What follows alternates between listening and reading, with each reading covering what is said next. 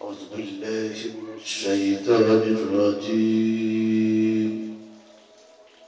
بسم الله الرحمن الرحيم. وإذا سمعوا ما أنزل إلى الرسول ترى أعينهم تفيض من الدمع مما عرفوا من الحق يقولون ربنا آمنا فاكتبنا مع الشاهدين. صدق الله العظيم. আলহামদুলিল্লাহ, আজকে আমরা মাহে রমজানের তাকওয়ার পিরামিড ষষ্ঠ খণ্ড আলোচনা করছি। আজকে চতুর্থ রমজান, পাঁচই তারাবি। আজকে খতমে তারাবি নামাজে আমাদের বাংলাদেশের হাফেজগণ কোরআন, পবিত্র কোরআন থেকে তেলাওয়াত করবেন। 6 নম্বর পারা থেকে শুরু হবে, 7 নম্বর পারা থেকে শুরু হবে, সূরা মাইদার 83 নম্বর আয়াত থেকে। আল্লাহ তাআলা বলছেন, ওয়াইজা সামিউ মা উনসিলা ইলা রাসূল, আর তারা রাসূলের প্রতি যা অবতীর্ণ হয়েছে, তারা আইনুহুম, তা যখন শুনে তখন আমি তাদের চোখ অশ্রু সজল করে দিই। তাফীদু মিনাদ দামঈ মিম্মা আরাফু মিনাল হক, তাদের চক্ষুকে অশ্রু সজল করে দিই। এবং আপনি দেখতে পাবেন এ কারণে যে তারা সত্যকে চিনে নিয়েছে, সত্যকে তারা বুঝতে পেরেছে, চিনেও নিয়েছে। তারা বলে, হে আমাদের প্রতিপালক, আমরা মুসলমান হয়ে গেলাম। সুবহানাল্লাহ। তারা বলে, ইয়াকুলুনা রব্বানা আমান্না ফাকতুবনা মা'আশ শাহিদিন, এবং আপনি মান্যকারীদের তালিকাভুক্ত করেন।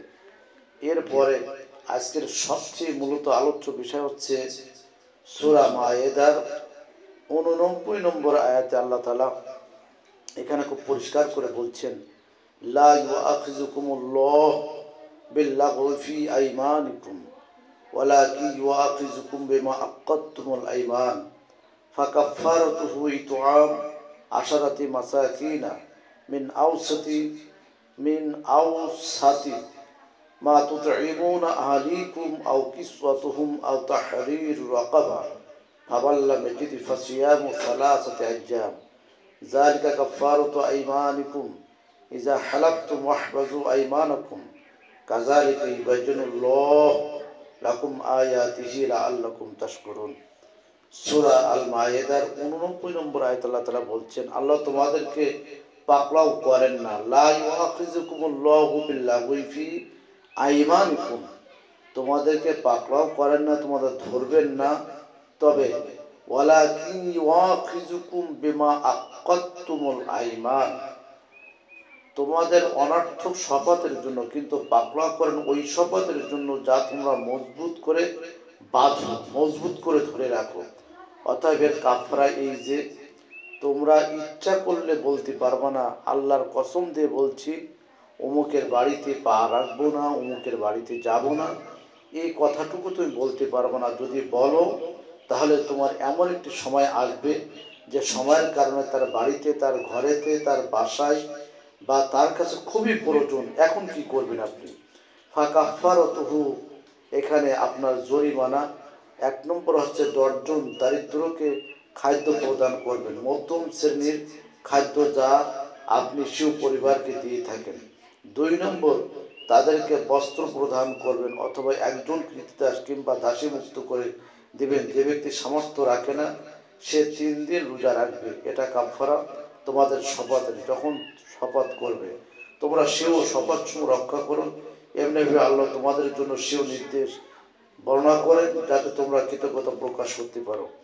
এছাড়া সূরা মায়েদার যে একটি আয়াত 119 নম্বর আয়াত আল্লাহ তাআলা বলছেন, ক্বাল আল্লাহু হাযা ইয়াউমু ইয়ানফাউ সাদিকিনা সিদকুহুম লাহুম জান্নাতুন তাজরি মিন তাহতিহা আল আনহার খালিদিনা ফিহা আবাদা রাদিয়াল্লাহু আনহুম রাদু আন যালিকাল ফাওজুল আযীম। ক্বাল আল্লাহু হাযা, আল্লাহ বললেন আজকের এই দিনে সত্যবাদীদের সত্যবাদিতা তাদের উপকারে আসবে।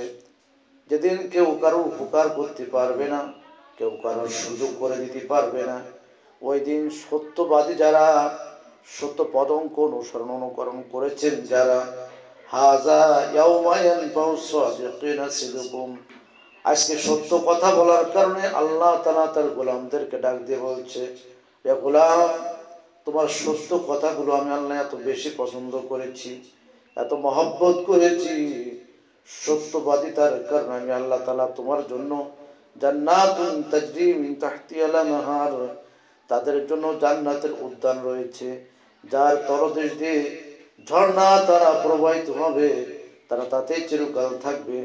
ওই জান্নাত থেকে পৃথিবীর কোনো মানুষ তাদেরকে বের করতে পারবে না। আল্লাহ তাআলা তাদেরকেও জান্নাত থেকে বের করবেন না। আল্লাহ তাদের প্রতি সন্তুষ্ট, এটাই হলো মহা সফলতা। সুবহানাল্লাহ। এরপরে 120 নম্বর আয়াত আল্লাহ তাআলা সূরা আল মায়েদার সর্বশেষ আয়াত হচ্ছে, লিল্লাহি মুলকুস সামাওয়াতি ওয়াল আরদি ওয়া মা ফিহিন্না ওয়া হুয়া আলা কুল্লি শাইইন কাদির। নবমণ্ডল ভূমণ্ডল, এই দুটো নবমণ্ডল এবং ভূমণ্ডলের এই মাঝখানে অবস্থিত আধিপত্য পৃথিবীর কোনো মানুষের নেই।